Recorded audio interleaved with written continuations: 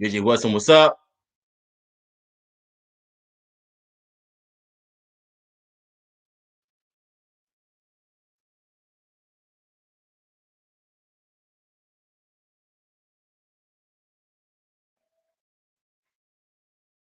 Uh,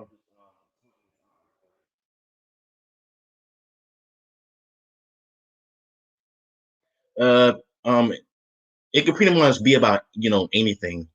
We're just chilling, no topics. Just talking about whatever.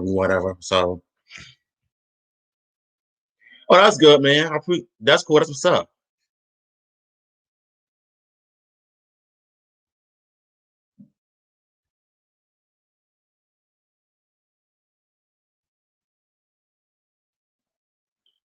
Just waiting on a few people to come in so we can chill, chill and talk. And by the way, I put the invite in the chat as well, so everybody come in.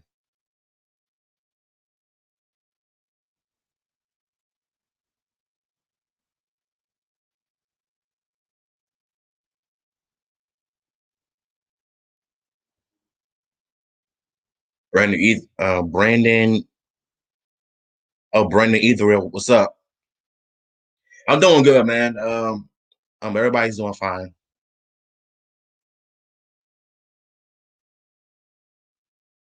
Yeah, man. God as well, man. I'm doing good as always.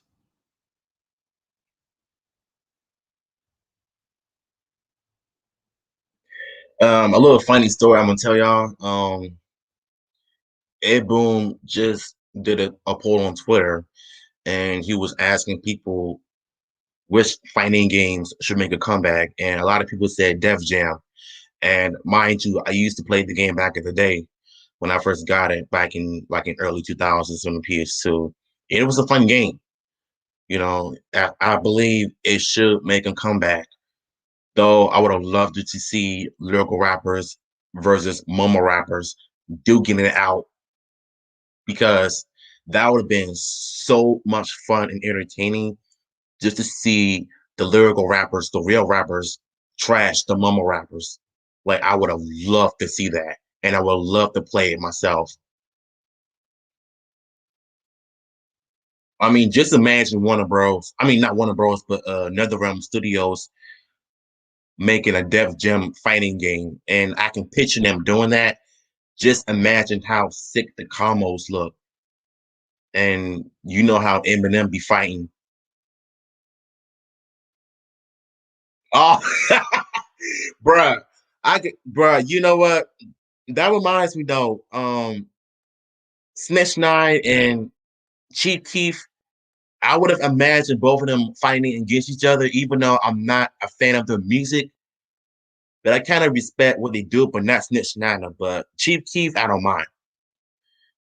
But I can only imagine them, having a storyline uh who can sell the best records when it comes to music and who has the best lyrics. And if they trash talk and get so terrible, they can duke it out in the background. We'll have a backyard wrestling match. That would have been so much funny to hear Snitch Nine's voice acting. If it looks like a rat, it acts like a rat. You know what I'm saying? But yeah, I mean, that would be so funny if that actually happened. So, I mean, Ed Boon pretty much did a poll on his Twitter page. So, and you know what, JJ, I think that's one of the biggest issues I have with it too, especially when it comes to Grand Theft Auto. And a lot of these incidents did happen due to Grand Theft Auto, to be honest with you. And these mumble rappers talking about drugs, lean, scissors, you know, they were going around this and that, killing people and all that nonsense. That's basically what mumble rap is, to be honest with you, because I don't follow that format. I like the beats and everything, but when they're rapping, I I just turn it off. So your best bet is just listen to the music and the instrumental versions of the song instead of just like, you know,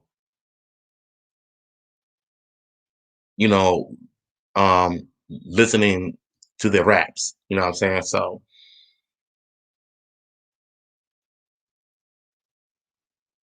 I'm trying to get VJL on here so we can have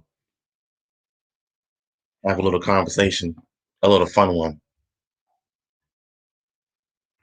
Put the invite in the chat so y'all can you know, so I can invite you in. Yeah, I do too. But the thing is, JJ, I don't even listen to stuff like that because the only time I listen to it is when I'm going somewhere, you know, with my family, whatever though. But you know me, I got my phone with me, so I got my headsets, so I listen to my own music, but not the current ones that you have now that are just completely garbage. I get it. You know what I'm saying? I may be a part of the generation, but guess what? You don't see me listening to the mumble rap music. Although, to be fair, I did use a mumble rap song in my art videos, but that was about it. So I pretty much went back to just using regular music. So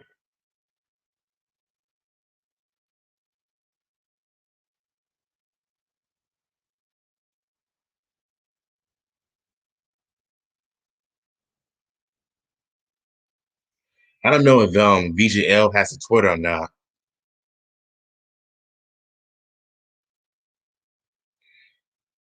Let me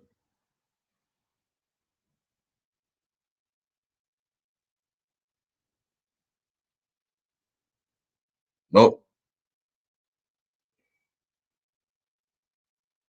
Yeah, man, please do what you do, man.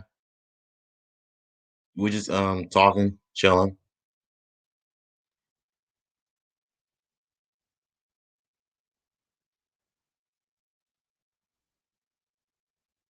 It's all good. Matthew, what's up?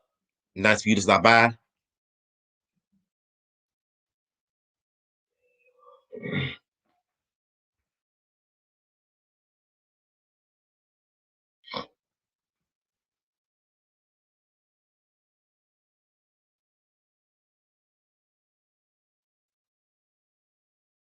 Yeah, man. Yeah, well, you know me. I'm just looking at Twitter right now, and I'm seeing my boy Future Boy Kamikaze. If you don't know who Future Boy Kamikaze, he's a YouTuber that does a lot of Mortal Kombat content leading up to the movie release and after the movie release. He does other content as well. I follow him on Twitter, and he's a legit good dude. And he's from the UK, so man. Yo, Yo, what up, man? How you been? man, taking it easy. How about yourself? Ain't not much, man. I'm just chilling. Yeah, I'm not sure. He might be out, but I can try to reach out to DJ on the Discord if you need me It's to. all good, man. I can wait. Hey, did you ever see the Mortal Kombat film? Yeah, I did.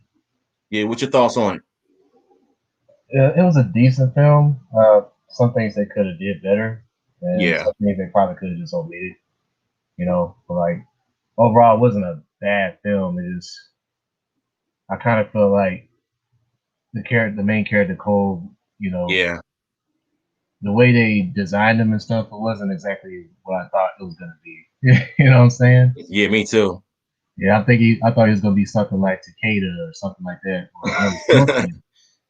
But instead Yeah, we got something like Colossus from the yeah, X Men. man. Hey, you know what? When I was watching the film and I was doing my review of it, I did mention how I wasn't really feeling Cole Young, but I did feel like he could improve in the sequel and not have that attention on him like it was in this film. But I did feel like other characters had their moment to shine. You know what I'm saying? Yeah, Um, the classic Mortal Kombat characters that we know and love are in the film. They got their moments to shine.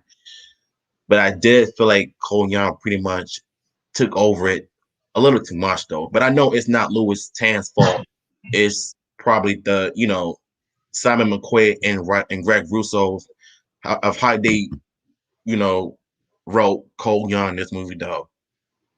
But him having a power up as an armor, it should have been like you know Sub Zero's or even Scorpion's armor though. But he could have been one of the characters from Deadly Alliance. I forgot the name. Um, there's all sorts of characters. yeah. I don't know if you heard of Deadly Alliance, there was this character, and he was a new character brought into the game. He has Oh, this weapon that can stretch. Movado, I remember now. No, yeah, I think it was it's something like that. Yeah, Yeah. that's kind of like what Cole Young kind of reminded me of, of that character. He had the I look. mean, He just didn't have the perks. yeah, and plus the way he was just reading in, I feel like you could have done a better job with him though. But Yeah, he had help pretty much in every fight prior to the MMA fight he had. He pretty much had help. So it wasn't just yeah, him by himself. Like it was either his family or his, Scorpion, his descendant coming in, to kind of help him out.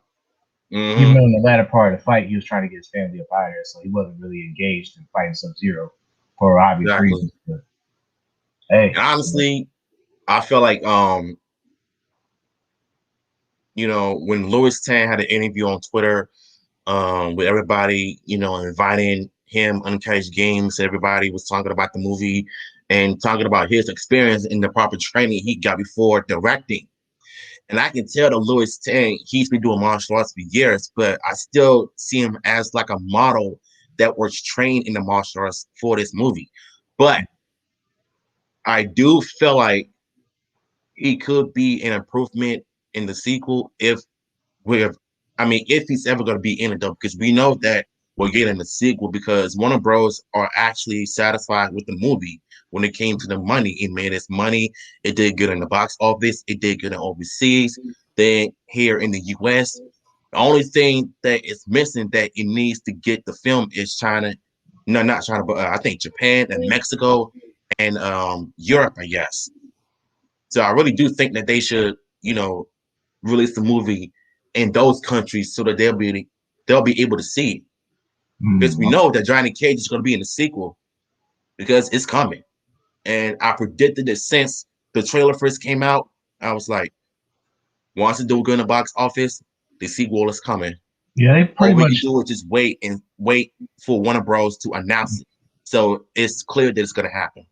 gave it away at the end of the movie that Cole was about to go to Hollywood. Yeah, He's gonna go over there to see Johnny Cage. So yeah, that's it's gonna be interesting to see what they do with that. If they go to like the current timeline in Mortal Kombat universe, where Johnny Cage has this rare ability that he possessed from, I guess, the older right. guys, I think, and that Me too. and it passed down to Cassie and all that. So it'll be interesting to see Yeah. where they take it there. And does he get involved with Sonya Blade, closely, things like Oh, that? that's what I want to see. I want Yeah. to see that too. And speaking of Johnny Cage, rumors of him being cast for the sequel. You see my videos about Ryan Reynolds addressing the rumors about him being Johnny Cage. But even though he does consider it of being playing the character, but The Miz was the first person people were talking about, and he revealed it on Twitter as well. Saying how he wants to play Johnny Cage in the sequel. And I understand Future Boy Kamikaze wouldn't mind having a Miz playing Johnny Cage, but personally, to me, I just don't see him playing a character. One, he's a wrestler. I know that he uses martial arts moves in the wrestling ring, but that doesn't mean that he should play the character Johnny Cage. Mm. And to be honest with you, the Johnny Cage character in The Miz was inspired by that also. But I still don't see The Miz as Johnny Cage, though. One time I had somebody comment saying that just because he doesn't have the martial arts material doesn't mean that he can't play. First of all, Johnny Cage is not a wrestler. He's a martial artist and an actor. So Right. can't get mad at me for speaking the truth. Well, yeah, you got to have a certain flair to play Johnny Cage too. Exactly. It's more than just the martial art too. Like he has to get the gab, as they say. Like he's got a witty mouth. He's clever. Yeah. I mean, we saw that in the first movie. hmm Back in '95. Yeah. He had a big mouth as well as the fist to back it up. So Yeah. True that. True that. But that's just something you got to take yeah. into consideration when you play Johnny Cage. Can't just get a Yeah. guy that looks like him. He's got to have the cleverness and the mouth to match. Yeah, man. Agreed. But I think to me, I the perfect choice and candidate for Johnny Cage. I've said this name on my channel, but I don't know if you heard of what's his name? Yeah, I forgot his name, but he played in the kickbox reboot. Oh, Alan Mosey. Alan Ellen. Mosey. I feel like he's the perfect candidate for Johnny Cage because he's an excellent martial artist. He's a good actor. And I know somewhere down the line when he gets cast as Johnny Cage in the sequel, I think what I think what they can do with him is have him work on his comedy and his potty mouth because that's what Mm, Johnny Cage is known for. And if you can do that with Alan Mosey in the sequel, think about how many Johnny Cage fans would love to see him in action in the sequel when they do the film about the tournament. Because when you think about it, the first movie of this year was pretty much like a setup to the tournament in the sequel. So if they pretty much cast Alan as Johnny Cage in the sequel, imagine him having a one-on-one fight with Kano. yeah. To You'll be have a honest, man, war both of word. them are just pretty much funny. They can talk trash. They got a potty mouth. They have a different type of attitudes. Only difference is Johnny Cage is a Hollywood actor, and Kano is just there. To be honest with you, though. But yeah, Alan Mosey as Johnny Cage is a must see. And to be honest with you, when I did my video on this as well, he pretty much had the most votes on GameSpot website.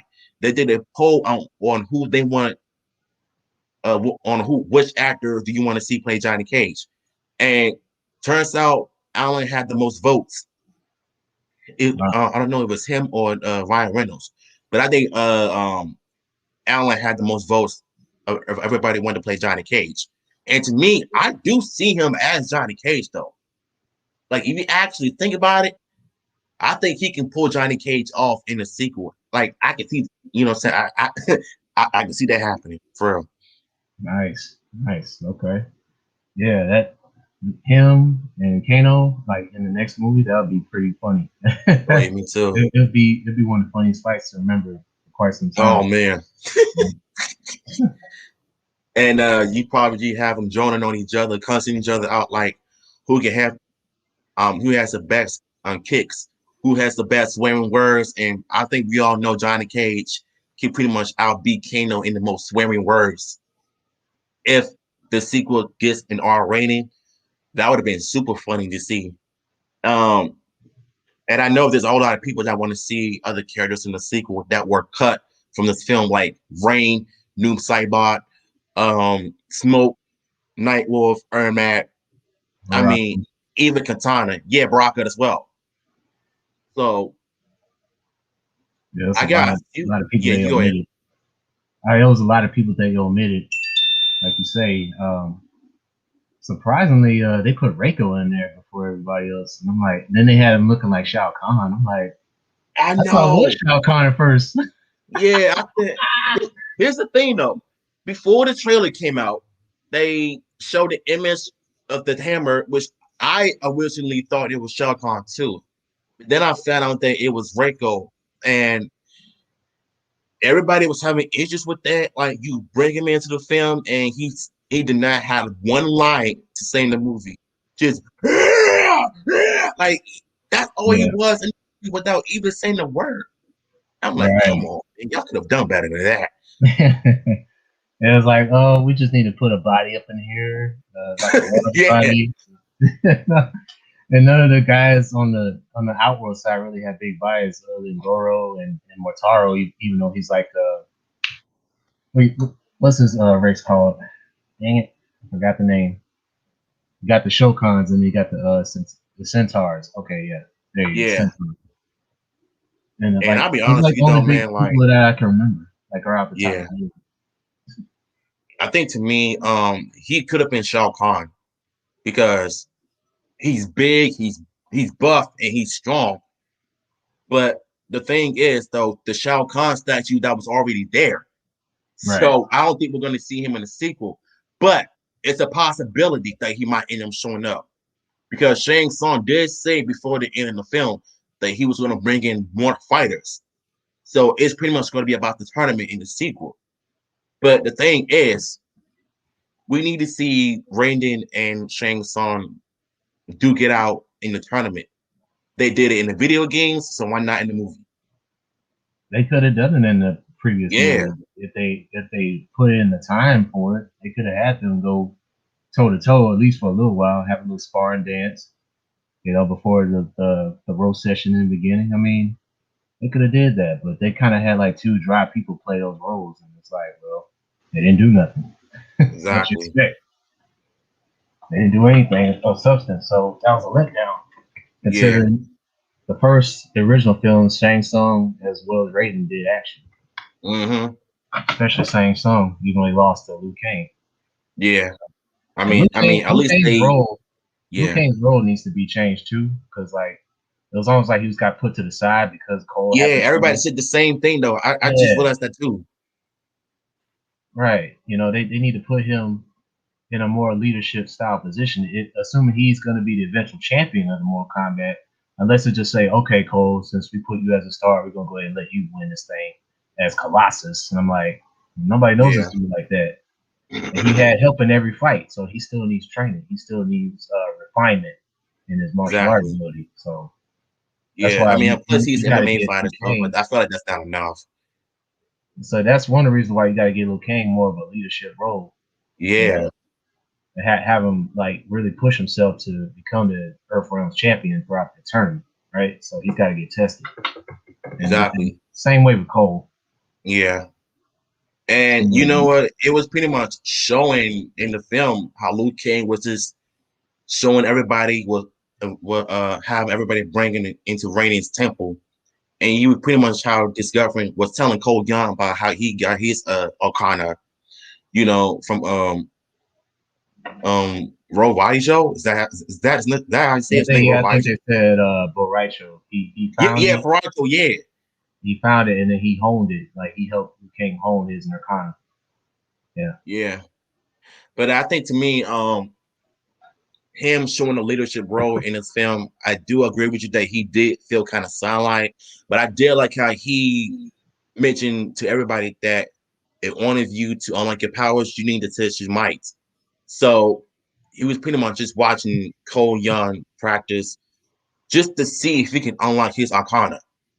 So if he can somehow do that in the sequel, if Raiden chooses Liu Kang to be the champion in the sequel, I will bet you he would have become the leader in all of the movies. But I don't want him to be like that though. Like, I mean, Liu Kang can be the leader, but I think he's going to end up beating Shao Kahn or even Shang Tsung in the third movie and after that. Like, I'm not sure what Warner Bros. Is going to do, but I can promise you this though. If they go with the MCU route, I think Mortal Kombat franchise, when it comes to movies, could have a potential of becoming a franchise. Like I could picture them doing that if it's done right. You know what I'm saying? interesting. And here's the thing. I want to say this also when it comes to the editing and the martial arts fight scenes. I pretty much will have to see, well, one, a director from the Raid to direct the sequel of the Mortal Kombat movie when it comes to fights. I feel like even though this is Simon McQuay's first film of Mortal Kombat, I feel like he did a horrible job when it comes to directing the fight scenes because I feel like it was too many quick cuts and editings, and I think that's what threw me out of the film when I was watching it on my phone. But I feel like if he could learn from the mistakes in the first movie, he can improve in the sequel.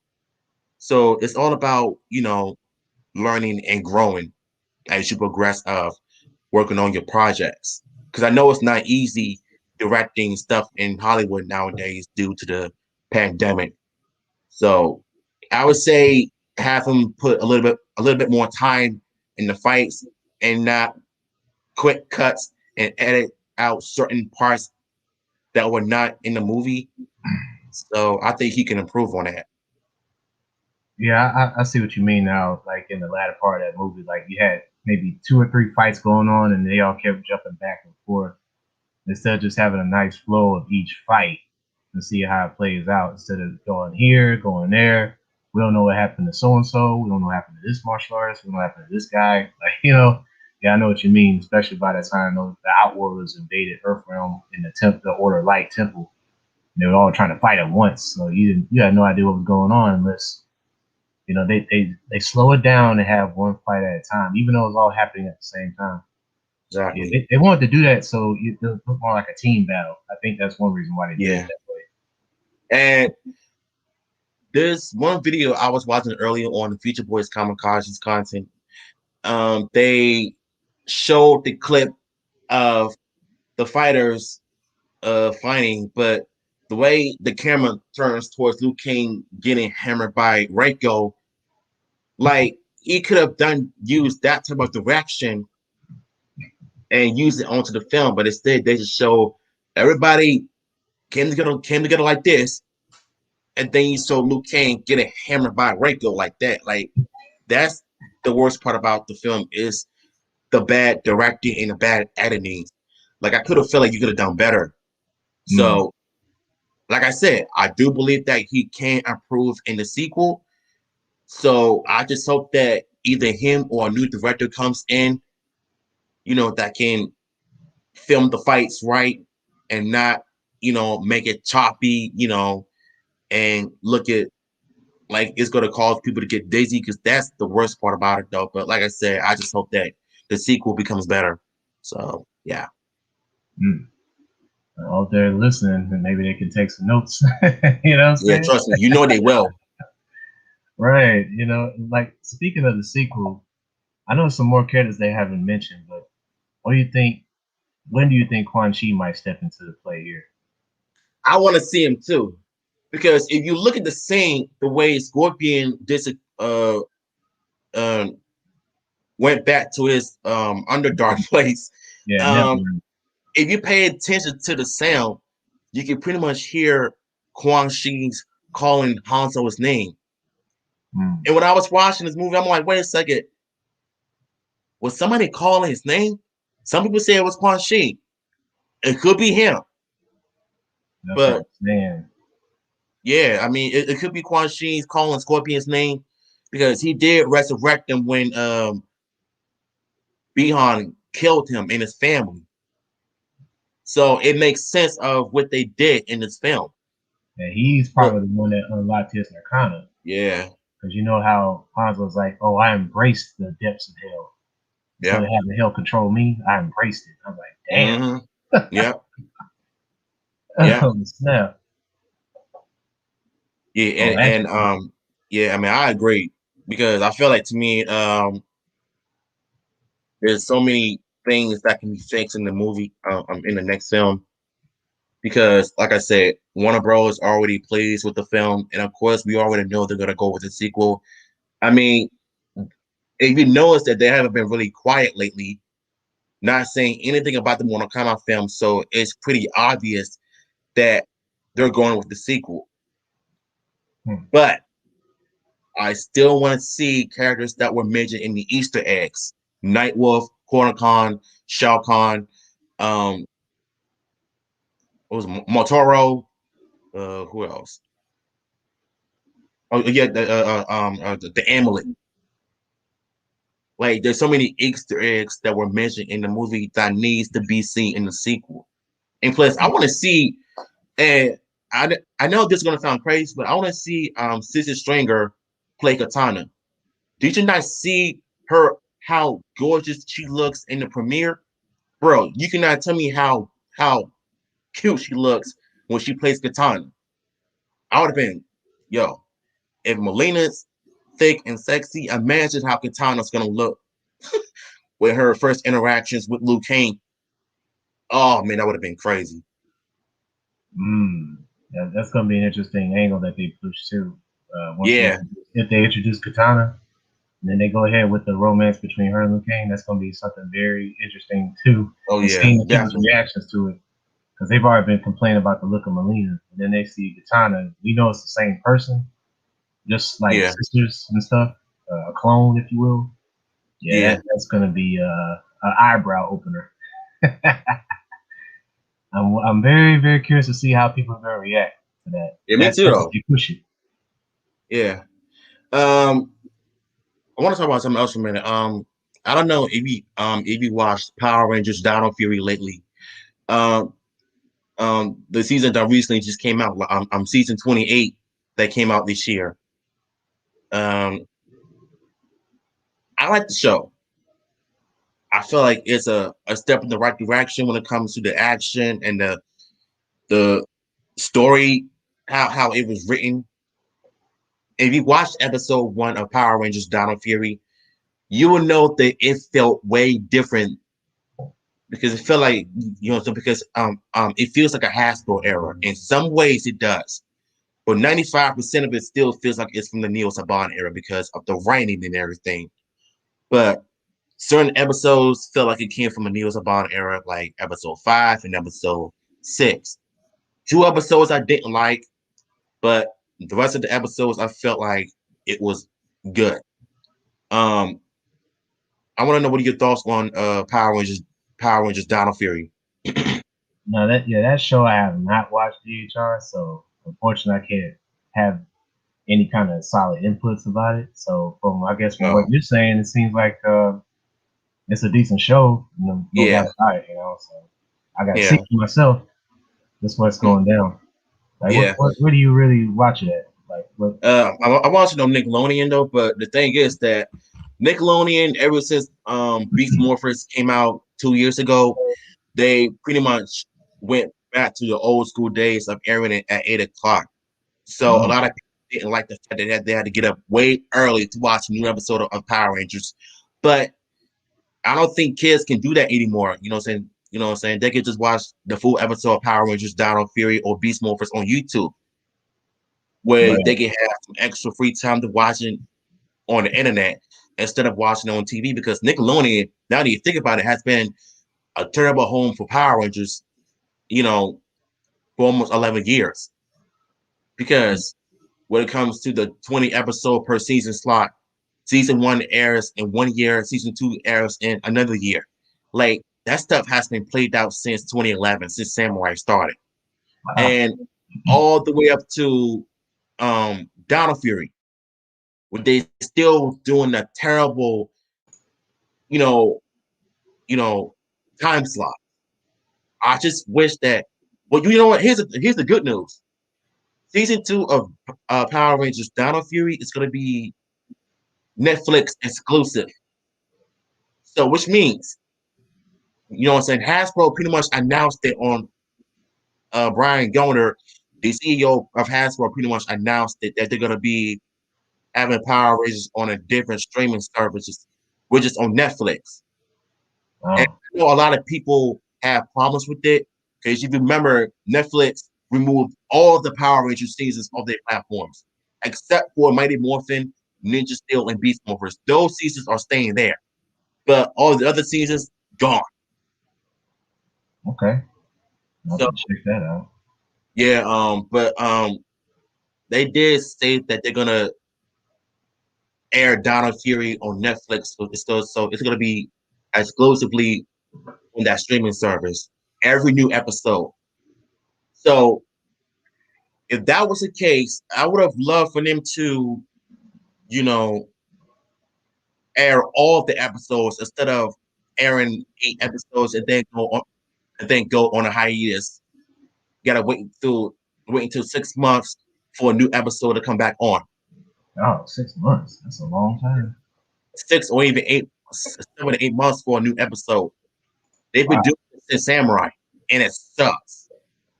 That's what killed Power Rangers for me, for everybody in general. That's wild, man. Yeah. Wow. And that's why you got these Power Rangers divided of how they are now because of what Nickelodeon is doing. Mm. You know what I'm saying? They've been wanting this to change for years. And finally, it's happening. And plus, their contract with Nickelodeon is supposed to expire this year. And I say it's a good thing because we need a huge change. Like Power Rangers needs to get off that dreadful company of Nickelodeon and move it to Netflix, where it's That way, it'll save the kids some time to get themselves together to watch a new episode. And I've said this 100 times when I do a Power Rangers content video. It's all Wow, facts. that's something else, man. Like Yeah, I'm sure maybe they could get a better schedule going on for these episodes pumping out for the Power Rangers. You know, if given enough demand, right? If given enough demand and attention, yeah, I agree. they'll have to And like listen to I the think fan to me, base and start yeah, pushing things out. I think to me, I think this is a good start for Hasbro. Ever since they brought the franchise in 2018 from Saban, um, but I do feel like there are some still Saban, neo Saban elements in the Hasbro seasons for Beast Morphers and Dino Fury. But there are some few changes noticeable, especially in episode one when you watch Dino Fury. I mean, when you watch Dino Fury episode one, in terms of the directions, and they did not use a whole lot of Sentai stock footage for Power Rangers for this season. I think mostly has been original original footage, but they're using Sentai footage limitedly. Like they're not going to use it throughout the entire episode like how they used it back in the day. They can only use certain amount of Japanese stock footage for certain fight scenes. And Mm. I think that's what Hasbro has been doing with Dino Fury so far. And I think it's working. Like you gotta balance it out between Japanese and American footage. So what they're doing is working. There are some errors, but I still say that Dino Fury is a good show. It's a good season. Um, Especially episode 8. It was one of the best written episodes in a long time. I like how they used the mention of the Nexus Prism from Ninja Steel, how the Morphin Masters create no actually the Morphin Masters actually created the Nexus Prism that can showcase the history of new Rangers doing battles and after their final sorry, Jesus Christ. Um mention of their final battles, then they go into another team of Rangers. And then they show a scene when Steel sacrifices his life to stop Evox, but then he ended up being killed off. But he ended up turning into Normal, which is the stupid part on season 2 of Beast Morphin's part. But with Donald Fury, they pretty much show the current ones you have now. And I think that's one of the best written episodes I've seen thus far. And the fight scenes were really good. And I like how well I think Mick from Ninja Steel. I didn't like how they used him. You know, I thought they could have done a little bit more better with them. As long as they didn't do the moral of the day like they did with Ninja Steel, that was terrible. Both seasons of Ninja Steel was terrible, except for that team up special, the way that Nickelodeon aired it. You know what I'm saying? I don't know if you've seen it before though. No, unfortunately, I have not seen it. Yeah, so I think that's something to definitely check out when Yeah, you given should time. though. I And mean, what other seasons you have seen before in Power Rangers? for the Power Ranger series, man, I haven't checked out the newer stuff, unfortunately, so I couldn't help you there. Um, It was interesting to hear about the Dino Fury yeah, I series. mean, Dino Fury is a good show though. Right. I mean, it's on YouTube though. You know what I'm saying? It's free. Like all the episodes on there, man. It's um. There are some good episodes and there are some bad episodes, but the show in the season itself is still going strong. We only got like what 8 episodes left until like what 20 episodes, and if you notice though, I forgot to tell you, back when Saban brought Power Rangers back from Disney, um, they signed with Nickelodeon in which they agreed that every season it needs to be 22 episode per season. Season one, 22 episodes, and season two, 22 episodes. Mm. So it so it's got to be like that every year. And I think it's the worst part about Power Rangers is you doing a 22 episode per season. It's not good because that's killing the brain for me. And what happened to certain seasons, it went down the dog pile because of Nickelodeon's bad direction of airing the show in time slot. Instead of airing 4 episodes in 1 year, they're gonna split the seasons into two, and that sucks. And hopefully, when Power Rangers becomes Netflix as well exclusive home, they're gonna probably adapt more Super Sentai seasons in the Power Rangers after Dino Fury, or they could just do something different. But I was still. Oh, speaking of that, did you know that last year that the website called the Luminary, and yes, they have a YouTube channel out as well. They put out a rumor that Hasbro are cutting ties with Toei of Japan that makes Super Sentai. I didn't know that. Yeah, and when I heard about that, I didn't believe it because it wasn't real. Brian Golder from Hasbro did not confirm this. Hasbro, the company themselves, did not confirm it. So apparently, the people who wrote the article lied about the whole thing, and they're even worse than We Got You Cover site. And we all know that that site is full of BS because they pretty much getting paid by spreading a lot of bad rumors and stuff. But when it comes to Luminary, them doing stuff with Hasbro, I don't believe it one bit. Because if they were to save themselves, a lot of people would have had mixed feelings on it though. But I'm sure they would have gave it a chance though. But for me, I don't believe it. Brian Golder did not confirm this at all, and it's been too much craziness happening within the Power Rangers fandom. But to me, I don't believe Hasbro and Toei are splitting. There's no way that this can ever come true because they're gonna adapt more Sentai seasons after Dino Fury because it's gonna happen. It's gonna happen. Wow. And yeah.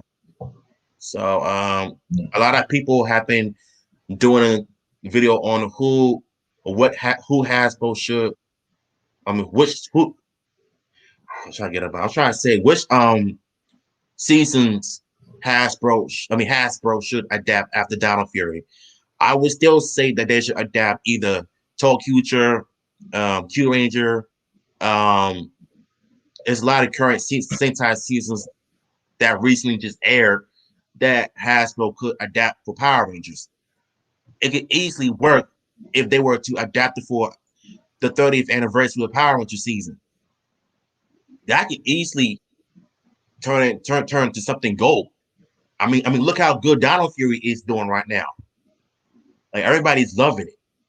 So I would still say there is hope for more Sentai seasons to be adapted that hasn't been touched on Power Rangers in America. So yeah, I just want to let you know about the whole craziest nonsense with Luminary spreading rumors about Hasbro splitting from Toei. Like I know you don't know nothing about it though, but at least I'm telling you now. So Okay, good information. It's something to definitely check into. yeah, you should. It's there. I'll keep an eye on the Down Fury series since it is on YouTube, so that makes Yeah, things a lot easier. yeah. Yep. But Yes, we got Ash the Man here. I know he has some issues with the Mortal Kombat film. I understand where he's coming from. I do too, but I still feel like the movie is good to me. So I gave it a 4 out of 5 in my review, and I know I did my loud reaction to it and my review of it as well. I still give it the same score. There are some moments I like, some moments I didn't like, but I still enjoyed it. So, and he also went on to say about Samurai was season uh with all this praising and stuff. But hey, if you like it, more power to you. But for me, I don't like Samurai because the acting was terrible. The story was a copy paste of the Super Sentai Samurai Sentai Shikinger. That's what the Samurai season is based. I mean, it's based off. You know, um, yeah, I didn't like the Samurai seasons, both season 1 and 2, and we got him on here as well. And there he is. What is up, Ash the Man? What's going on, everybody? What's going on, hey, man? How you been? what's happening? Oh man, I was just playing some Man Eater on the PS5. That's cool. Yeah, man. yeah. I read that you like the samurai series though, but hey, I understand. You know what I'm saying? More power to you though. But for me, I feel like, looking back on it now, I feel like they could have done a better job on the season though. Especially the Blue Rangers actor. I feel like just a bad actor. Like he sounded like he was just whispering when he talks. You talking about the Blue Ranger? Yeah, Yeah, I think he was like the least interesting one out of everybody, but yeah, I was more so like leaning towards for Samurai season was how Decker and the Red Ranger had a rivalry. It was like one of the most interesting rivalries that I have seen in a very long time. And I think they kind of like nailed it down. Because a lot of people don't know is that Decker was the Red Ranger for Wild Force. yeah, yeah. Ricky Medina. Yeah, that's Yeah. him. Yeah, so it was interesting to see him back and playing that particular role. So I was happy with it. Yeah, I think for me, looking back at it now, I wasn't really feeling the season. No, I mean, even back in 2012, I knew something was wrong with the season, and it got a lot worse for me. I felt like it was just a copy and paste of the Shikinger season of Super Sentai. And what they did was they brought Shikinger to America and they watered it down. And I felt like Jaden, he's a bland Red Ranger because he said, I must not fail. Like, what kind of leader talks like that? Like, and first of all, they gave a white actor a Japanese name. What? Dog, if you want to do that, you could have cast an Asian Red Ranger for that. That is true. Like I will say, the structure and the dialogue for Samurai was kind of questionable. Yeah.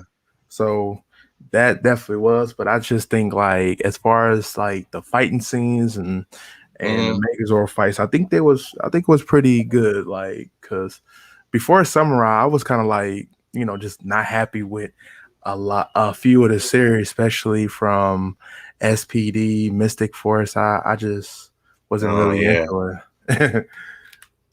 I mean, to So be fair, SPD was a good season though, despite a little bit of a bad acting when it comes to the uh the ADR, because you can tell that their voice sounded really different with how they talk. But the right, story itself was really good though. They had a lot of good moments with Commander Kruger and how he lost his people, how he vowed not to fight in a battle when it comes to his shadow saber. But it took a lot of encouragement, a realization that you can't let the past, define who you are, and just fight for your people. And that's exactly what he did. But as far as like Mr. Force goes, I couldn't get into that season. That the season was really bad because it felt like I kind of felt like Nick was just not that kind of Red Ranger that you want to cheer for. Like I feel like he was just, you know, douchey. He was bland, and I think my favorite Ranger was Xandar. Like he was one of my favorite Green Rangers from Mystic Force right, because he had an interesting backstory. He had some good episodes dedicated to him, and him and uh dang what's the name of that dude? It's not Void Knight, but it's Korak. Yeah, Korak. Yeah, right. Korak was a good villain. I like him a lot. I felt like he was the reason why Mr. Force was a bit watchable. But to me, I don't even like it that much. But but I will say what came after Mr. Force was a disaster. If you Right. watch Lee Carr's History of the Power Rangers Operation Overdrive, you would understand how much hatred he has for that show. Trust me, it is that funny. Right, right. And I trust me, I understand and I don't know, like I haven't got a chance to really check out Dino Fury. Like Yeah, I just been seeing like, like the videos you posted, highlighting some of the things that you like about it. And I've been hearing from Video Game Lover of how good the series is from him too. So I'm like, okay, one of these days they're gonna have to really like sit down and watch it, yeah, to to see because like all these great things I'm hearing about. I'm like, okay, I definitely will check it out. yeah. I mean, Here's the thing though. When episode 4 came out, it was about the debut of the Black and Green Ranger. Um, Tessa Rayo, who is playing Izzy Garcia, the Green Dino Fury Ranger, is the first female Green Ranger since Mighty Morphin Power Rangers. Because in the original show, Trini was the first Yellow Ranger, even though she was gender swap. Her Japanese counterpart from Jew Ranger was a guy in a Yellow Ranger costume. Right. So they're pretty much doing the same thing with Dino Fury, and I think it worked. Her character, her acting, the way she was talking in action, like the fight scenes from episode 4 felt so good. It looked really awesome. Especially my favorite scene is when they show Javi fighting with two sabers like Leonardo, and AZ using that thing you use for the Olympics, fighting the henchmen. Right. Those scenes alone is what made this episode one of the best I've seen thus far. And plus, the writing in this episode was really good. I think ever since that episode aired, it was trending on Twitter that day. I'm like, wow, the amount of positive support on Twitter for this season is really strong.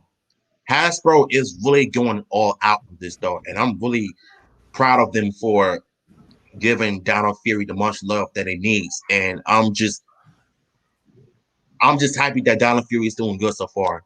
And so I'm telling you, once you watch the show, you're gonna fall in love with it though. Okay. And I think it's really it's awesome. But getting back to Linkar's rants on Operation Overdrive when it comes to the Team Up Special Once a Ranger, that episode alone kind of disappointed me because I felt like they could have used the Mighty Morphin thing for Adam. And for some reason, and according to Linkar's video, they did not have the rights of the Mighty Morphin thing for Adam when he came back as the original Black Ranger. Right. And I'm thinking to myself, you use the you had rights to use the music for different seasons of Power Rangers in Dino Thunder episode, but you couldn't use that in Operation Overdrive. That makes no sense. Right. I'm like, what is it with these companies not having rights to certain music to use in their own season for a certain scenes when they talk about the history of teams? Right. But the worst part about the show, about the episode, is when the Overdrive Rangers quit when the past Rangers went on to do their work for them. And I'm like, come on, man. Y'all could have at least fight even when you don't have your powers. But no, they went back to do their regular thing before they became Rangers. I'm like, what in the world? Man. And see, that's certain things about the Power Rangers that they kind of turns you off. Oh, okay. My bad. I thought I would exit out, but that's the kind of thing when it comes to Power Rangers and some of the episodes. They take a weird turn, and then I guess they get the hype back by making the proper transition. It's weird. But it's like some seasons just can't get back, on point when they make that transition. And I think that's why, when it comes to Overdrive and Mystic Force and SPD, I just really can't get behind it so much. Heck, what was I think it was even with the Dino Charge season. I got turned off midway and just didn't go back to it. What's up with the Dino Charge? Yes. Season 1 was really good to me though. I felt like when the first episode aired, it felt really different. The writing didn't feel, like a cheap knockoff of Mighty Morphin, but it was way different, from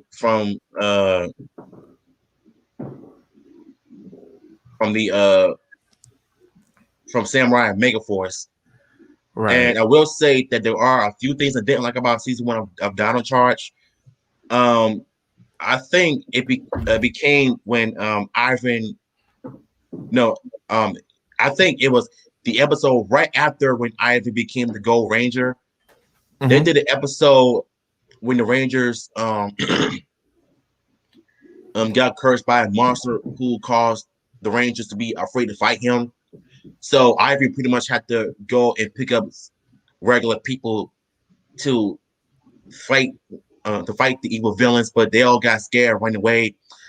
I thought that was one of the worst episodes, in my honest opinion.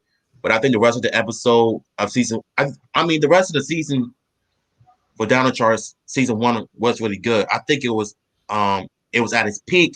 I feel like it stepped up. It was, a big step up from Samurai Megaforce, and the fight scenes were really good. And I feel like they only had like what 5 to 6 unmorphed fights, but it didn't really like last like a minute or 2 minute fight like how it was back in the Mighty Morphin days when they just allowed the actors do their own stunts. But I feel like nowadays you can only do like a certain amount of stunts on your own before they go into morphing action.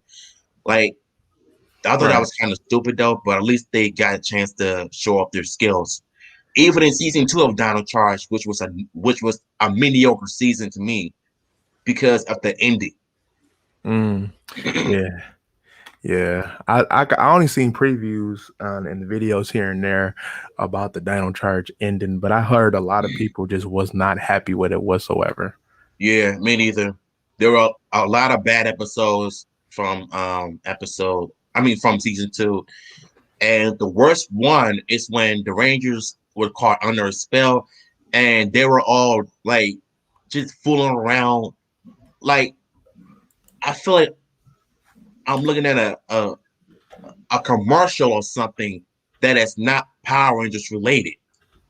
And it was so dumb and stupid and it was written really poorly. But I understand it was a Coda and Miss Morgan focus episode, but I feel like they could have done a better and a bigger job instead of just making it into something that can cause us to get pissed off about them. And especially and it was the episode when Tyler and Shelby started singing Right. in the episode just to get Tyler's just to get Tyler out of his shell. I thought that was stupid. Like, come on, man. Like, No, have y'all not learned from season 1? right. You would think that they would, but they just I don't know. I don't know. Like when they try to do certain changes or like just don't touch it at all, they just it's either it's going to be good or just going to be like really really bad. But I think but I will say this though. Dino Charge did better than Megaforce in my opinion because Agree. Megaforce Agree. was I don't know what in the hell like what they was doing, but you could tell like they really didn't have no creativity because they started refreshing like old Ranger suits and all that stuff. It's like Oh man. and then like a lot of people got real hyped for the ending where they kind of like introduced like all of the previous Ranger squads, and you got to see like TJ, you got to see a few of them come back, and it's like they just really just kind of like baited y'all in to get the viewership up because technically this is a shit ending. Yeah, it was bad. But the thing is that I think the director, the producer, Jonathan Disaster, I heard that the reason why this season turned out terrible was because he was a Sentai fanboy. And he abused the crap out of the Sentai stock footage. He didn't care about the season. He didn't care about the characters. And I just felt like he did not put a whole lot of time and effort into the season that was supposed to have a representation of Rangers from the past 21 years. And what do we get? All dumpster fire. Yeah. I mean, good great, it was that bad. Oh, it was terrible. Like, I mean, I couldn't bear it after like the second episode. I was like, you know what? Y'all good without me this season. I'm fine. Me too, man. But man, Yeah. But you know what though? I felt like Super Mega Force was a big letdown. Mega Force was a big letdown all the way because it's just so-called mainly Morphin Power Rangers wannabes. And I've seen this one photo on Instagram, on Twitter at one point, that I think in Ghost Asia, there was one time a Green Ranger, and I think he was a model after the Blue Ranger, but there was a Green Ranger in Ghost Asia, the Sentai version of Megaforce. but they ended up they didn't bother to use that character for a Megaforce season. Mm. So they ended up going with Robo Knight instead, because Robo Knight is from the Sentai version. But Robo Knight was the worst character as well, especially in the mid-season. Well, I think it was a few episodes leading up to season 1 finale of Megaforce. He made a rap song. Oh man. What? This nigga made a rap song and he sounded terrible. I'm like, how could you not, man? Like, I was just sitting there just watching it. I'm like, what? Why? Like you Went know. from RoboCop to being a cheese. Oh man. Yo, that was crazy. But you know what? This is how I've been feeling though for a while now. I feel like after we got like Time Force, it's like Power Rangers just went through that like transition where it's like the standard is you get teenagers who find some type of crazy force, get their powers, and that's it. We don't get like the creativity how like people coming back from the past or a Lost Galaxy or heck even Lightspeed Rescue. Like Lightspeed Rescue like had one of the strongest Red Rangers, you know, period. Yeah, the like, Captain America Power Rangers. Basically, but it was good though. Like I felt like it was. Like we went through this weird transition. Now it's like everything is like it just doesn't have that good transition no more. I'm sorry. Like because Time Force is like one of my favorites going with In Space and Lost Galaxy, but it's like, man, they don't even come close to even some of the I'm gonna say it. It doesn't even come close to fucking like Turbo at this point. Yeah. Hey, what's up, BGL? How you doing? Wish I could be more better, but I'm doing all right. Yeah, how's it going though? Because I seen it in the chat. You saying you're in a lot of pain. Like, what's wrong? My neighbors are moving away. Oh man! Oh damn! Lokito's best friends. They're moving away, and I took it really hard. I get it, man. So we're talking about Power Rangers, right? Yeah. And which one exactly are we talking about? No, we were just talking about the past seasons, including the Dino Fury season, how it was treated on Twitter after one episode aired, and all the episodes are airing from Nickelodeon. And we also talked about how Hasbro is moving to Netflix next year when it comes to season 2 of Dino Fury, and not to mention that it's going to become an exclusive show to Netflix. So it's not going to be airing on Nickelodeon anymore. So their contract with them is supposed to expire this year. I hope it's true because, again, for one, who the hell is going to wake up at 8 in the morning to see the show? And I know. Two, like Netflix, I think it's very good for them to go to Netflix because more people will see it. Yeah. And that way all the episodes can be aired at once. Because as we just saw, the first 8 episodes were aired, but now they just took a break. So once it comes back, the rains are going to be even worse. Yeah. But hey, at least you got YouTube. It's because here's the thing, though. Hasbro pretty much announced, I think, in the past that they're going to be airing a lot of classic Power Rangers episodes on their Power Rangers official YouTube channel. I mean, they announced that a few episodes of Dino Thunder are going to air. Then Dino Charge, Beast Morphers, and Dino Fury. So basically, all of the full episodes the Power Rangers are going to be airing is going to be airing. Well, not airing, but it's going to be added on YouTube Power Rangers YouTube official channel. So you don't have to worry about watching them like what I'm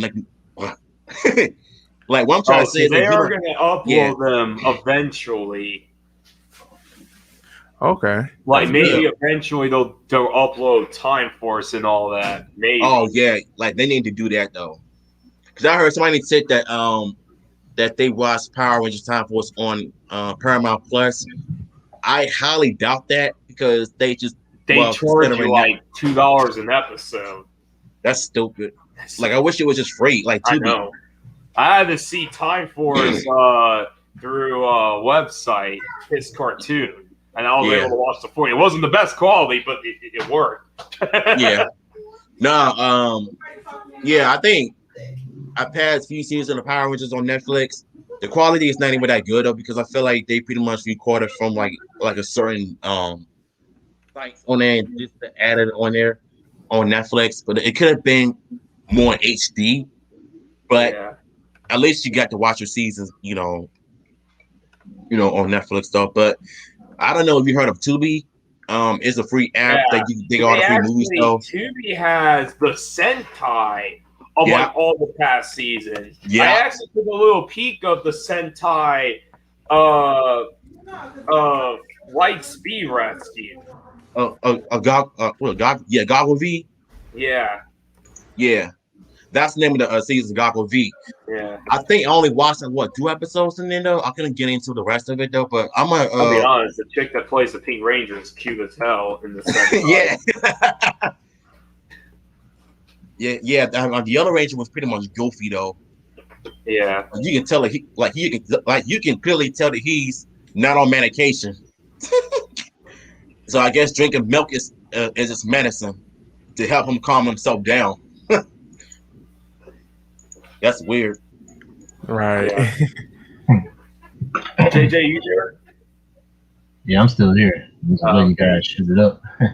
But yeah, like I said, almost like a couple of weeks ago, I finished Time Force, and I can see why everyone says that's like one of the best seasons.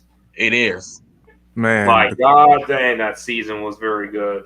The Quantum Ranger, to me, he kind of like made the season for me because yeah.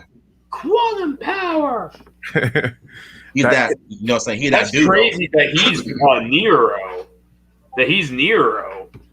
Yeah, he voiced Nero. That's why I was like, why does his voice sound familiar? I'm like, holy crap, it's Nero. And Virgil. I mean, not, god damn it. Not Nero, Virgil. Thank you. Yeah, Virgil. Yeah, Virgil. Nero, Yeah. Virgil. What the freak? How the hell I confused it? Virgil, not Nero. Nero was Johnny Alvash. Yeah. Yeah, Virgil. Yeah, man. Yeah, I really enjoyed Time. Next season I'm seeing is Jungle Fury. Jungle Fury is an underrated season. They had a lot of very underrated moments from that season when RJ became a Ranger, but RJ is my favorite Ranger because he had a very interesting arc, being cursed with the wolf, and then having to break the spell of becoming a Ranger, but he was still going through phases of being in the to answer your question, Aaron Johnson, yes, I've seen Castlevania on Netflix. It is very good, and I can't wait for the final season that airs on Thursday. Yeah, Aaron, check this out though.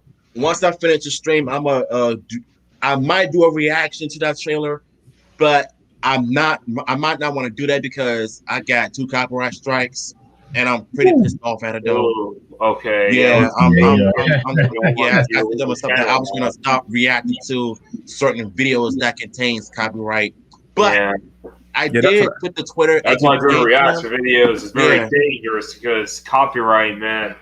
These copyright ninjas, man, they'll get you. Yeah. That's what happened when I was doing the Gleitner reactions. As in you were getting copyrighted like crazy when you were doing those. Yeah, it's crazy. Yeah, it's here's the thing. YouTube used to be a free platform of service. You could just do whatever you want on it. But now under the new management, everything changed for the worse. Each time when you do a video, you get claimed. Every time. But my thing is this though.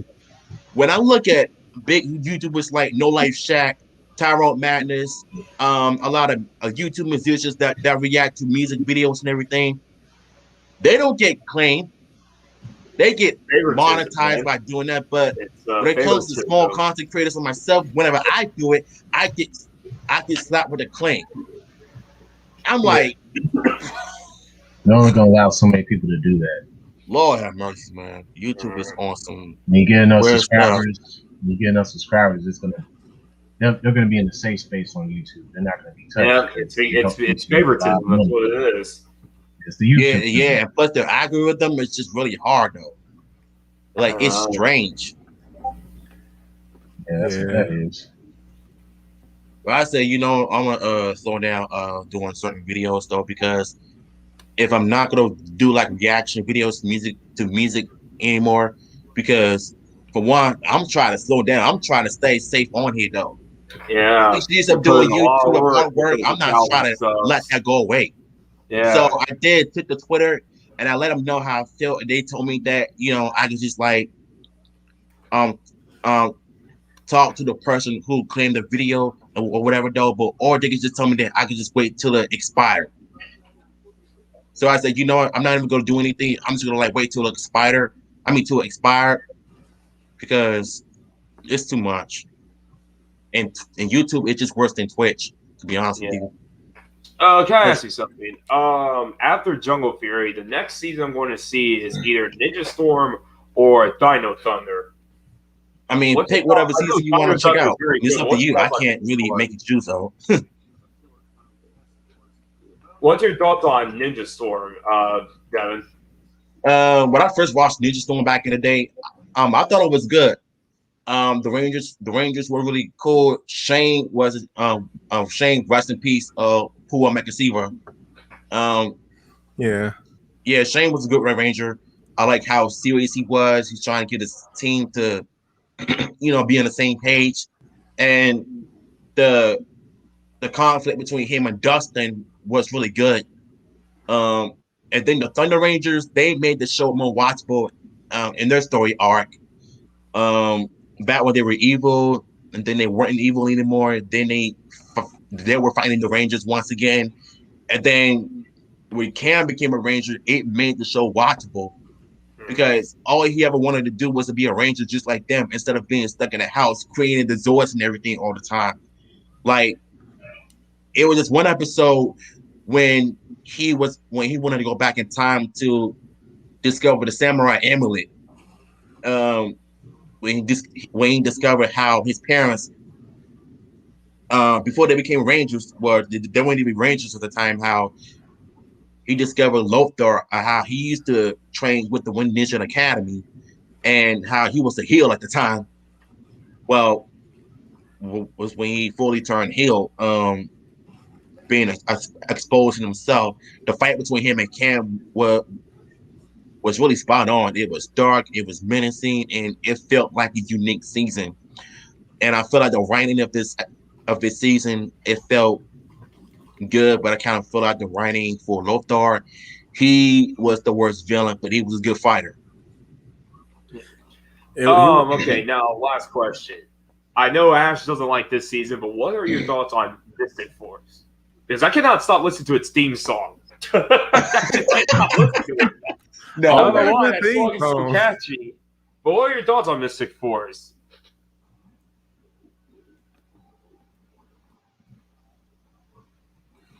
Is he there? The mic. Wait, what happened? I don't know. I'm still here.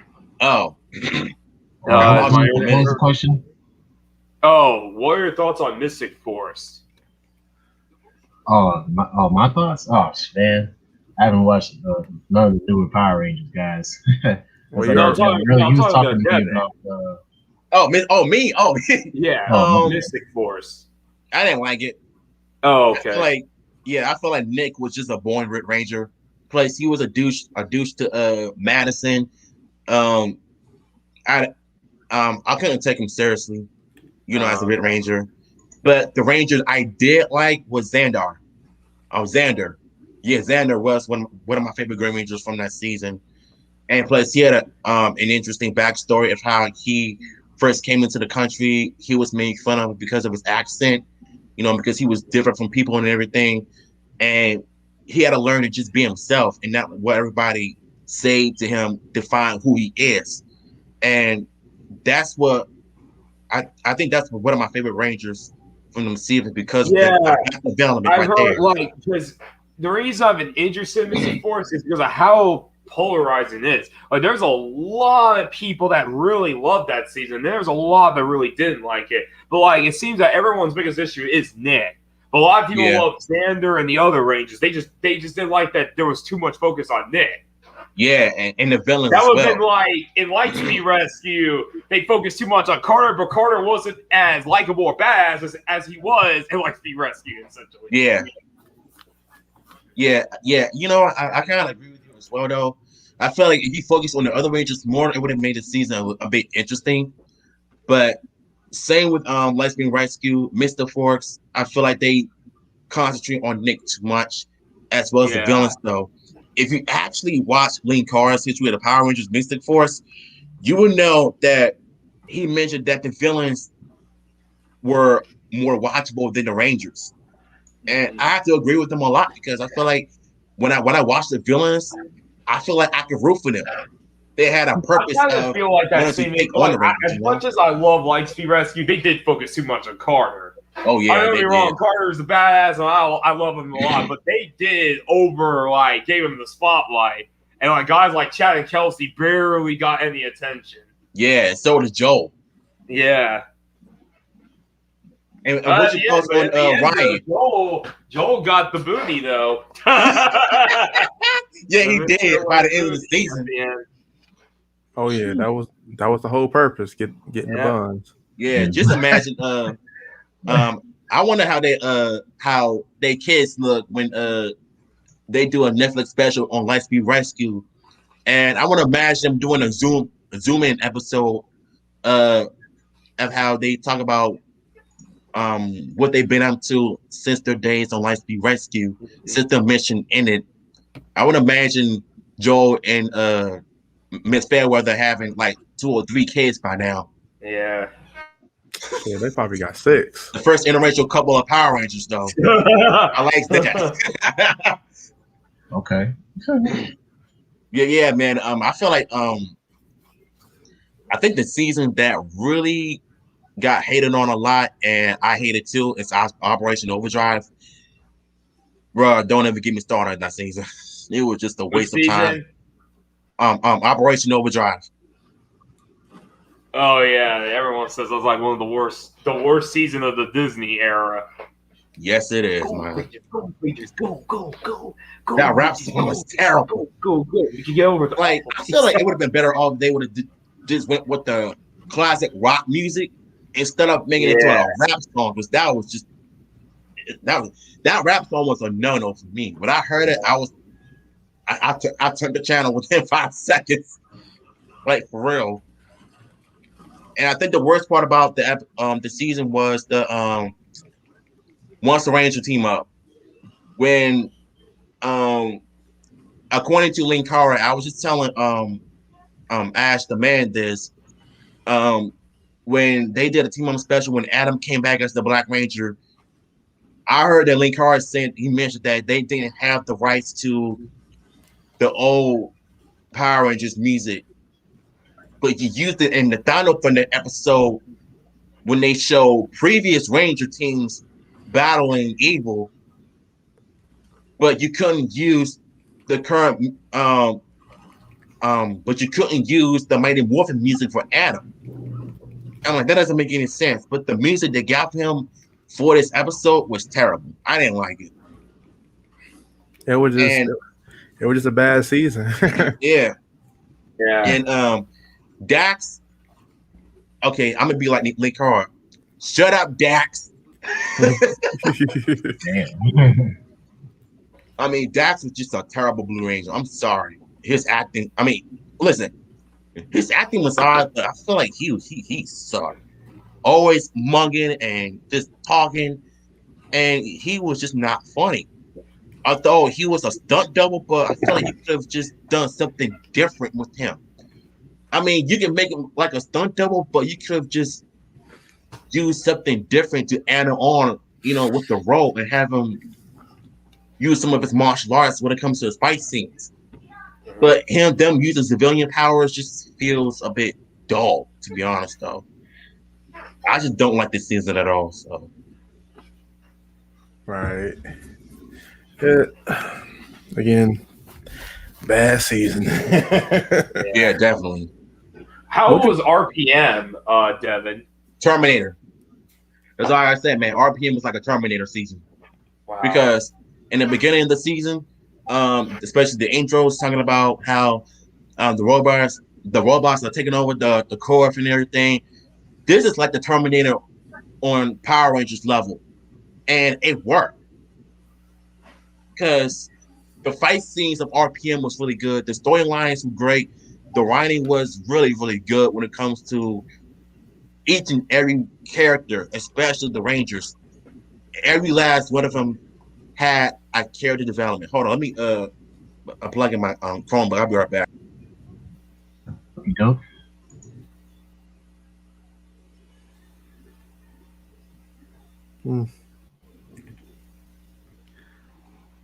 The fight scenes was good at RPM. I just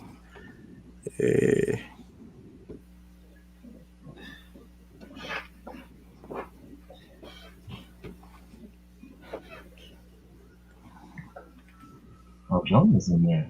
Yeah, I haven't seen you in a minute. Good to see you, John. Wow. I'm like, bro. I'm actually working on the next anime, Power Rangers AMV. AMV, really? Yeah. 2 months ago, I did Lightspeed Rescue. Now I'm going to do Time Force. I'm actually going to do a bunch of seasons, even though I haven't even seen some of them. I've just been jamming their freaking theme songs.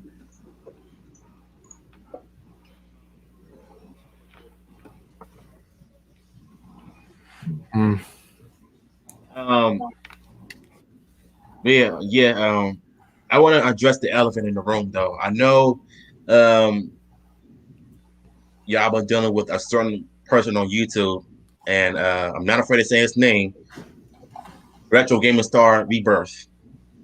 And I've seen the stream on G Bane's video. Talking about that, dude. I'm sorry.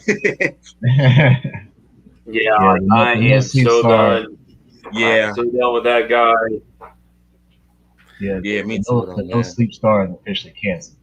No sleep. he gets that name. No Sleep Star. He gets no love. Don't get no sleep. He gets no love on my platform whatsoever. Me neither, man. And I remember a time when I mentioned this in my last talk episode when he tried to dox me, and I noticed it and I blocked it immediately. Because trust me, when you see some slick stuff from no guy, you gotta think quick and just go for the block, go for defense mode. And the thing I don't like about Retro is that he acts like nothing has happened and he wants to talk like we're friends and everything. Like, hey, buddy, what's up? And I'm like, bro, we're not buddies. And I literally just told him that in the stream and I blocked him for it, though. Every video I make, he comments and I blocked it and I deleted it. And there's one time he tweeted me on Twitter and I blocked it. I'm like, bro, what you did, you took the L. You can't admit your wrongs and you can't realize what you've done to the people that had your back, that loved you, that basically wanted to be friends with you at one point. Then we all realized that the dark side had come out. Thanks to our boy G-Bane. He pretty much brought out the facts. And I pretty much realized it too. But I can tell you a funny story. I subscribed to him because of you, VGL. You know what I'm saying? I was, you know what I'm saying? I wanted to see, you know what I'm saying, what he can do. I was just slowly watching him, checking him out. I did like some videos, but I didn't comment on it though. I was just slowly watching it. But then one day I saw, I think last year when I seen you mentioning that you're gonna expose Retro, you're gonna put on blast. And I was like, what's going on? So that right there, I kind of got curious. I was wondering what was going on at the time. But then I slowly realized and I was thinking, okay, something ain't right. And when I saw the video on G-Bane's, the first video that I saw is when he was, you know, talking trash to the trolls. Well, basically responding to the trolls in a unofficial aspects, you know what I'm saying? And he pretty much just let loose. But then I seen the video with you and G-Bane and Retro on the Discord do get it out. All I can say is Retro just got exposed that time.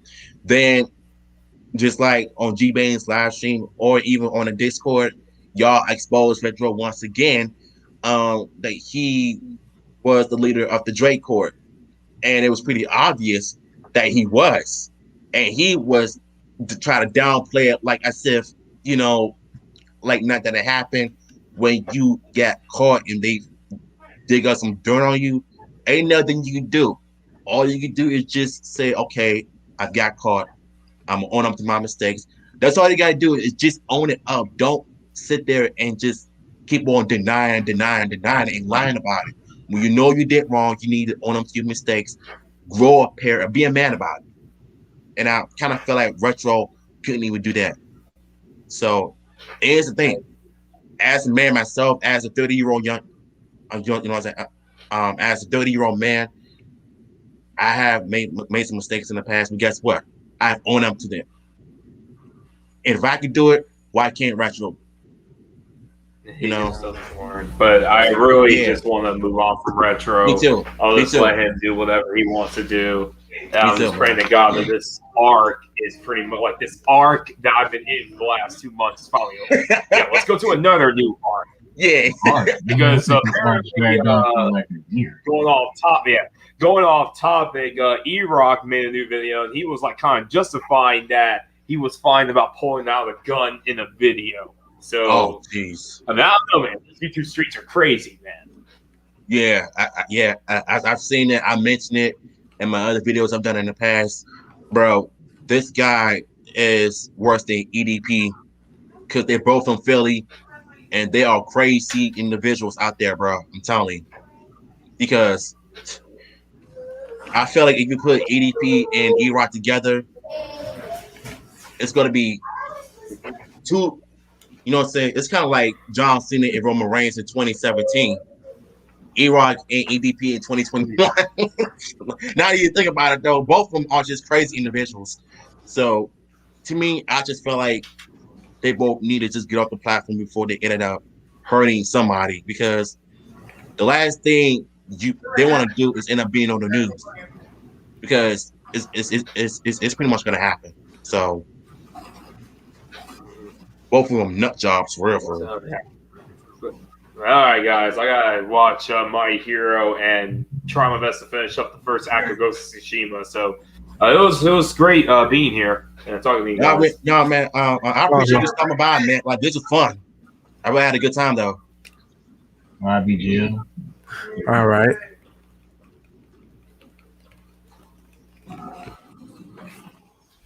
Yeah, man. Man. I don't know if y'all ever heard of EDP 445. You know, the situation with him. That guy is a pedophile straight up. And not only that, him and Predator Pooch, yeah, that guy just got exposed too. And in the worst way possible. Yeah. He got exposed. EDP got exposed. It's crazy, man. It is. And not to mention how these people on Predator Pooch, they pretty much handle the situation poorly. And I was watching another guy's video on it, and he brought up every point of it. Like, you guys are not above the law. You're not the real law enforcement. Let the professionals do it. Yeah, you may have a reason to do what you do by exposing child predators on YouTube and everything, but I feel like you're not only ruining their lives, but you're putting their lives in danger. That you think that you're the authority, but you're not. And it's pretty obvious that the dude, the big guy with the beard, he got exposed by saying the N-word, calling people the N-words with the hard R at the end, you know. And it really goes to show you that if you want to be racist, don't be on YouTube doing all that nonsense, making fun of people with disabilities and everything. Like, yeah, he did that too. And not to mention he was seeing a video talking to a child saying that he should do this and that. I'm like, how are you gonna stop child predators and you pretty much are the biggest hypocrite of them all and you're doing that? I mean, good grief. And then EDP ended up making a video the other day saying that how he's gonna come back on YouTube and he and now he's saying he's gonna do this and that, whipping his you know what out and his own dude. I'm like, nigga, you sound gay as on or what? And you saying all of that because predator push expose you when you're the one that exposed your show. I mean, expose yourself. Like you have no right to talk at all, bro. Like you're in the wrong for doing that. Yeah. Both of y'all just worse. They're crazy, man. They really are. Like, yeah. Can EDP even see his jump as heavy as he is? Oh gosh. What?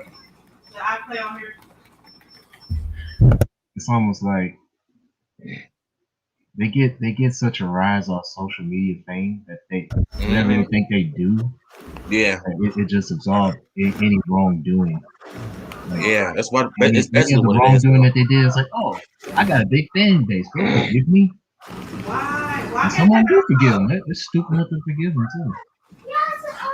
They view them as like kings, I guess. It's retarded. Yeah, it's just sad because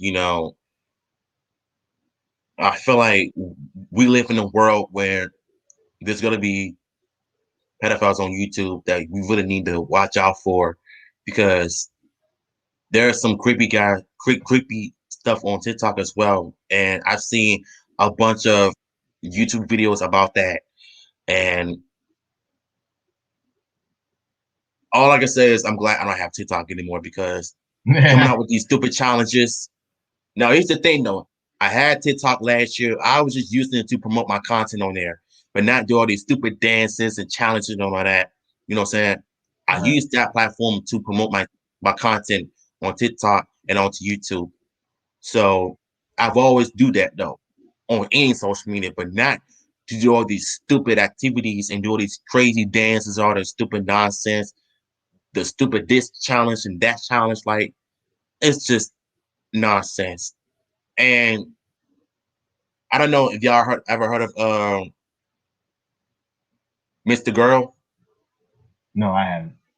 Mr. Girl is a YouTuber last year who was known and famous for his one of the most disgusting Netflix films, Cooties review, and he admitted that young girls are hot that are minors. They be, how these movies are sexualizing these girls, these kids. And I'm like, what the heck, bro? Yeah, like he's clearly a pedophile, though. I mean, he missed that, like the way they like exploit these young girls in the film. It's hot to him, and I'm just left like, nigga, what? Yeah, they're hot. Yeah, he could have kept that to himself. Bro, what? He should have kept that to himself, man.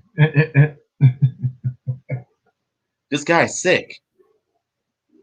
And I feel like, to me, when you have pedophiles on YouTube that review the movie Cooties, you're going to have your supporters saying that how they like this movie too. And not to mention, I even seen this one video saying how he admits that Cooties is his guilty pleasure. I'm like, nigga, do y'all not realize that a movie like this can cause you to be on FBI watch list? Because seriously, Netflix needs to be ashamed of themselves for allowing this film to be on their platform. And the female director that made this film, she's disgusting too, and she's a creepus also.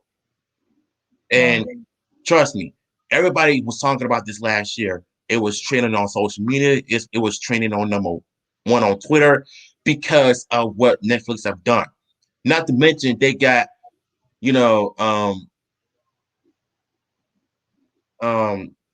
served with a warrant in Texas because of this film. Wow. Because they said that if you don't remove this film off your platform, like, you're done. But unfortunately, the movie is still on Netflix, so I don't plan on watching that garbage, and I don't want to, because the trailer did it for me. And I was like, That's sad.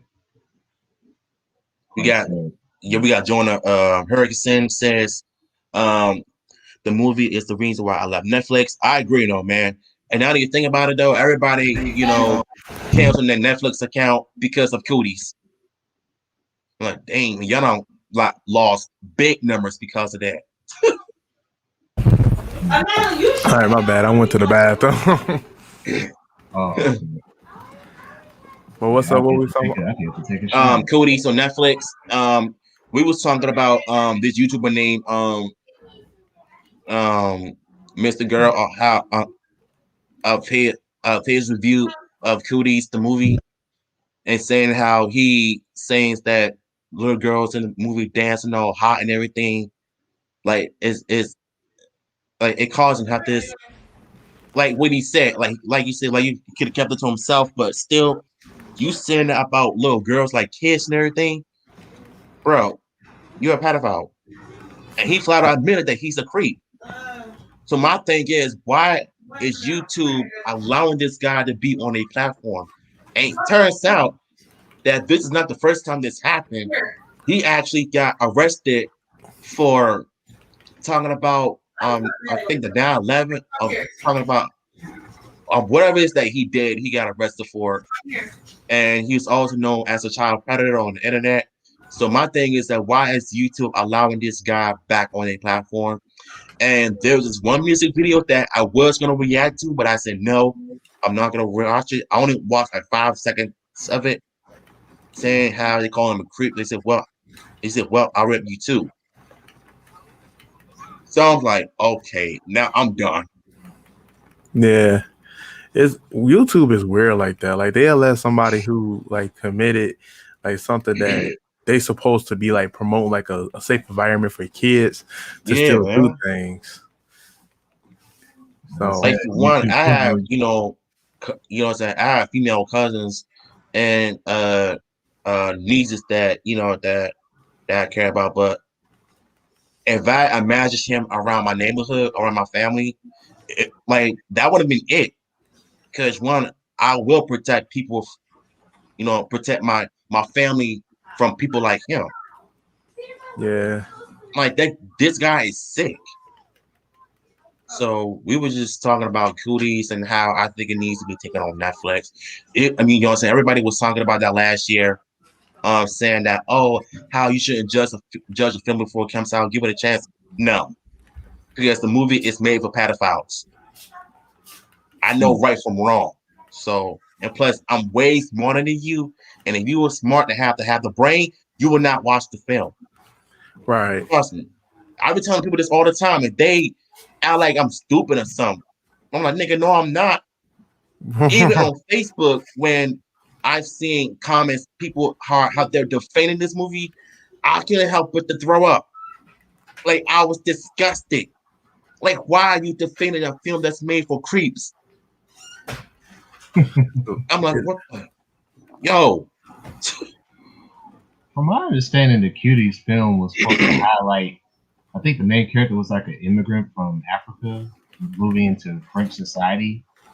I think she was trying to like break away from the norms of her Islamic tradition to Western society or French society. I think that's part of the reason why they kind of took that angle with the story. But yeah, it was still supposed to express like sexual liberation amongst the teenage girls in a way through dancing. So take it for what it's worth. Yeah, I still say it's still gross because even the directors said in the interview that the reason why she made this film is because she wanted to show the world what she's been through growing up. But why pick kids? I mean, if it were to be adults, yeah, a lot of us would have mind watching it. But if you have little girls doing that, no, I don't think so. Because I ain't finna go to jail to to watch a film that's made for creeps. No. That's child pornography. I'm not doing that. No, I'm telling the truth. Everybody was saying the same thing. Like, if you make a movie that represents cooties as sexualizing these little girls and everything, I am not gonna watch the film that's like that because one, I'm not a creep, I'm not a pedophile. I know right from wrong. And the last thing I want to do is be on the watch list because this film is disgusting. The trailer did it for me, and therefore I'm not gonna watch something that can cause me to get in trouble again. So trust me. It's disgusting. End of the day. But see, our world is so bent on like supporting just about anything. Your name could be big enough to where it just doesn't matter, and that's kind of sad now. Mm-hmm. Like I don't know, it's just weird to me. Like I don't see why people do it. Can never understand that circumstances. Mm-hmm. I mean, look at it like this. Like I mean, I think like heck, just being like 1 or 2 years away is bad. I really do think No, like it's that. even worse. But it's like, man, and it's something that's been going on for years now. I mean, you have couples who's like older than us, and they like 15 or even 10 years apart. I'm like, if you break that down, man, like that's if you think about it, when you was 18, that person was like 10 years old. You 10 years apart, nah, fam. No, I mean, you would have been in jail bedtime though. Yeah, but it's like once that age of 18 hits, I guess they just feel unstoppable. Yeah, but if you're 18, you're dating a 16 or 17-year-old. No, man, you need to find somebody your age. I don't care Right. what everybody says, because I don't care if it's, what I'm saying, age is just a number, but still, that's creepy if you're dating a child if you're 18. Like, that's just stupid. And not only that, Cooties is the worst. Playmate Tyson is the worst one as well. I don't know if y'all watched the video I did in the past. When I did my reaction to the girl who made fun of a cancer patient. Yeah, I think she was a lost cause. Damn. How old was she? She's 18. Oh wow. Still got the 18, a mentality. grown woman doing that, making Still fun got of the a cancer mentality of patient. an 8-year-old. Yeah. It's just disgusting. Yeah, it's Like like when like kids nowadays, they don't develop as quick as they should, man. It gets too sheltered to where they're doing stuff at 18, 19, 20 years old that they should have already experienced by the time they were like 12, 13. oh yeah, exactly. Not to Mm-mm-mm. mention, not only that she was making fun of her, I'm making fun of a cancer patient, but you know that she got her dad fired from what happened? Yeah. Her dad lost her job because of that. Wow. Mm-hmm. So pretty much, the streamers, I think everybody that was on the stream, they pretty much find out where her dad's job was located, Mm-hmm. and that's how he lost his job because of it. And he called her angry, like saying how, like, like you better not be there when I get back. Like her dad was pissed, and I don't blame her for one bit. Like the child that I'm raising is doing this on her so-called stream, making fun of people, cancer patients, disabilities, including being the racist. Yes, she believes in racism. That's how sick this person is. And to make matters even more worse, her dad and her, they were on Dr. Phil's show, and I feel like Dr. Phil just made it worse. So, according to her dad, I forgot his name, but he he mentioned that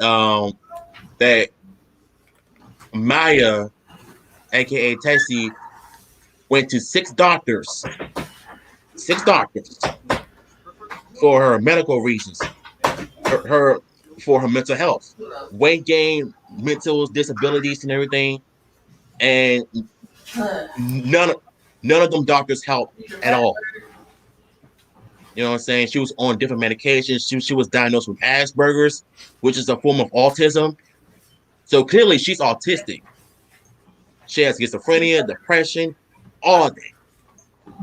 But my Mm. thing is this: why didn't she get the proper help that she needed instead of going online doing all this stupid stuff? And they pretty much painted the dad of being a villain as being the abuser, because he was shouting and screaming though. But he wasn't screaming. He was just like how parents be sometimes with try to get the kids to do right. Like saying, "Hey, I'm the boss. You gotta tell me to do something. You listen." The way he was yelling, he wasn't shouting and everything. I guess he was, under a lot of pressure. But Dr. Phil made him seem like he was the abuser. Wow, that's pretty wild, man. Yeah. Yeah, but see, that's how Dr. Phil is. He try to see what's the problems for the viewership, and he pretty much he pretty much just attack. He don't really like help anybody or anything. It's like the same thing when people used to appear up on the Oprah show. Like man, it was like, these people you get on there, you just entertaining, at this point. You're not even doing anything to help the cause. Yeah. And the thing I hate about Dr. Phil is that what he did to Jim West. Jim West, that's Playmate Tyson's father, real name Jim West. What he did to him was really foul and stupid. And I think it was an attack on him to use for ratings. And I saw the episode the other day. I think it was last week or the week before. I saw it last week and I was disgusted. I feel like he was on Maya's side, aka Tessie's side, as always. And here's the thing I don't like about Dr. Phil. He brings on these wannabe Catch Me Outside girls on there just to give them attention. And the girls themselves, they want attention. They want to be the next Danielle Bargoli. They want to be the next Catch Me Outside girl. They want that clout. And that's how sad society has become. You go on Dr. Phil, you think you're going to be the next big thing, and then your reality comes crashing down on you. And I feel like with Playmate Tessie, he is trying to. What was that? I feel like he is trying to, give this girl attention, which we all know that he wasn't really doing that, but he was trying to give her help, go on these so-called doctor on demand. Like, bruh, let that app is gonna help anything. And then Danielle Bergoli was telling her experience on the ranch.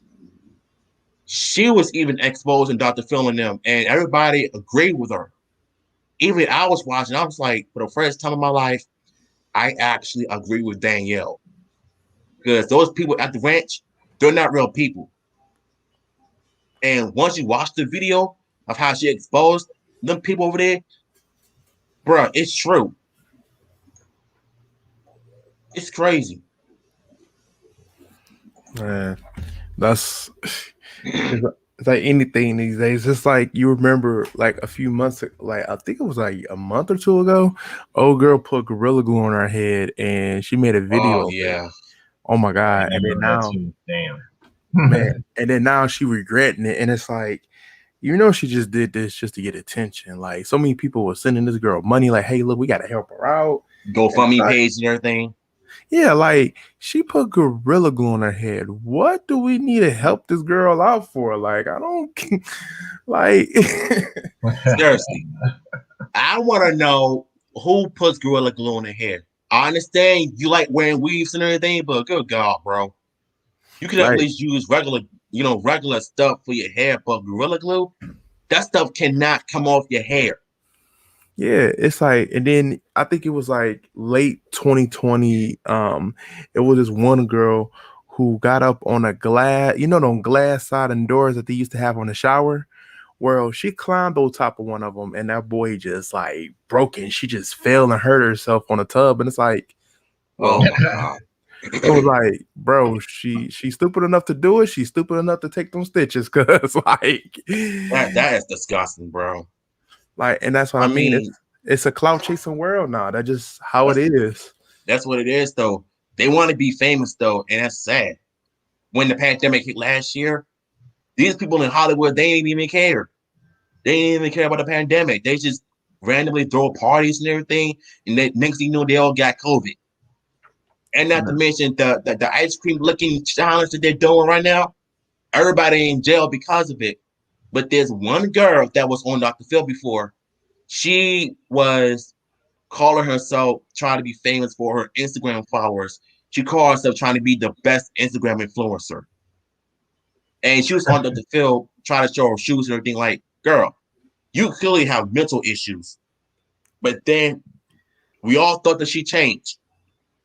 When she came back on the show, she was trying to explain to the other girl that was trying to be like her, going around pranking on people and everything, and making fun of people in general.